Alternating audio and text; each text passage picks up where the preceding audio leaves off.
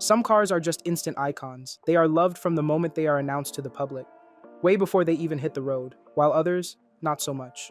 Whether it was a controversial styling choice, a change in the car's direction, or simply just not living up to the hype.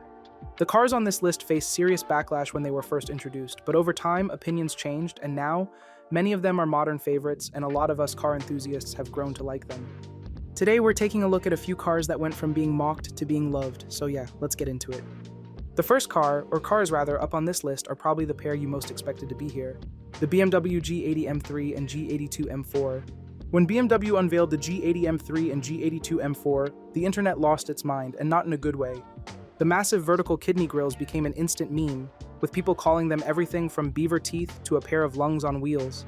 Especially when compared to the sleeker yet aggressive F80 generation before it, the new design felt exaggerated, and many fans were ready to write it off before even seeing it in person.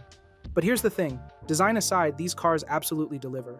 With up to 503 horsepower in the competition models, a 3-liter twin-turbo inline-six, and a 0 to 60 time of around 3.4 seconds, they're among the fastest M cars ever made.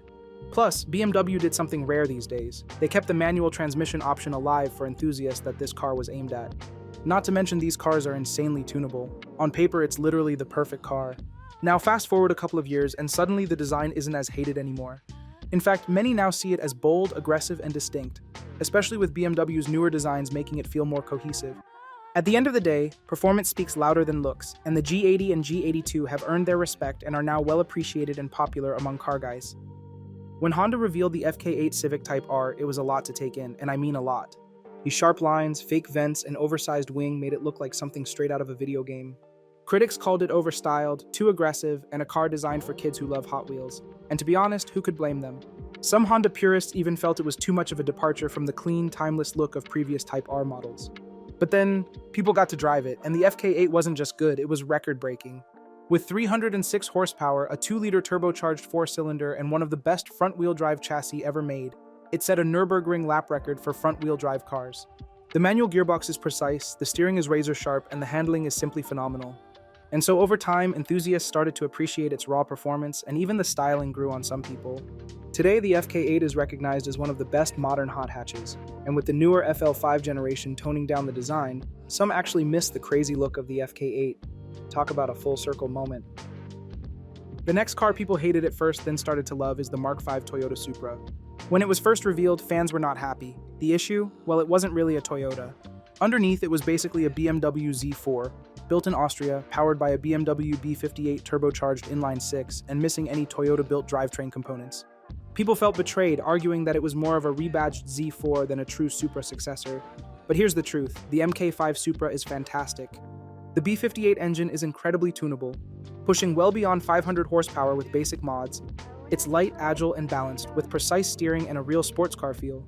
And as a plus, the 2023 model finally brought back the manual transmission, answering one of the biggest complaints from enthusiasts. Fast forward a few years, and now the Supra is widely accepted as a worthy performance car. Sure, it's not a 2JZ-powered Mark IV, but that doesn't mean it's not an absolute blast to drive. Eventually, the hate died down, and you started to see these more and more on the streets and in a positive light. Next, we have the Lexus LFA. The LFA is now considered one of the most famous supercars of all time. But when it launched, things were different. Lexus priced it at $375,000. That was more than a Ferrari 458 or a Lamborghini Murcielago, and people couldn't understand why anyone would spend that much on a Lexus. It also didn't help that Lexus took nearly a decade to develop it, and by the time it finally hit the streets, people had moved on. But over time, people started to really appreciate the LFA.